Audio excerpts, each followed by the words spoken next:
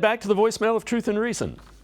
Hey guys, Andrew Berry has really addressed key starting positions and bolstered them with the kind of depth we've never seen before on a Browns team. What are some key areas that could be worrisome if a starter went down for an extended period of time, not named Deshaun Watson, based on what the team looks like today? To get where we want to get, health is a key factor, and therefore our next man up needs to still be productive. Looking forward to your reporting on training camp. Go Browns! As always, appreciate all of the voicemails. Ashley, I'll let you go with this one first. Which areas do you think would be concerning if you had a couple of injuries?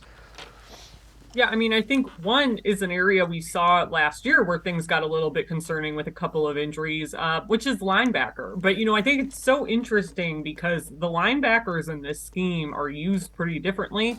And I think there's going to be a lot of times where we actually only see two linebackers out on the field because, Jim Schwartz might want to throw an extra safety out there, or he might want to use 5 down linemen, which is something that he's talked about already. So that position might sacrifice some snaps in favor of the quote unquote flashier positions in this scheme. But I do still think, if you do lose a combination of guys again, or multiple guys aren't ready after suffering season-ending injuries last year, that could hurt. I think losing Anthony Walker last year was maybe a bigger deal than we thought it was going to be at the time in terms of their communication and their run defense.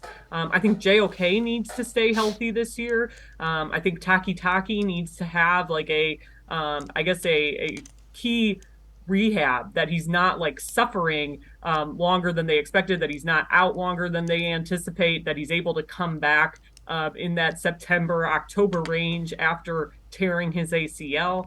So that's one for me. I guess running back would be another one. If something were to happen to Nick Chubb, you don't have that safety net of Kareem Hunt on the roster anymore. But again, with both of those positions, I don't know that you need to go out and get somebody else. And I think it's just by nature of those positions on both sides of the ball. I think Nick Chubb can withstand a lot, number one. But now you do also have Deshaun Watson, who can head up a big part of your run game. And then again, linebacker just kind of goes back to how they're used in this scheme. I definitely think you just don't want to be in a position where you lose 5 of them again to season-ending injuries, which is what happened last year. Yeah, the one that comes to mind, Dalvin Tomlinson, that would concern me because you'd be back to, and the other one would be tackles. If you lost either Jack Conklin, and the only reason is you're looking at James Hudson, who's he's young and progressing, or DeJuan Jones. So those would be the ones that, Those are two good ones, yeah. Yeah, those would be concerns.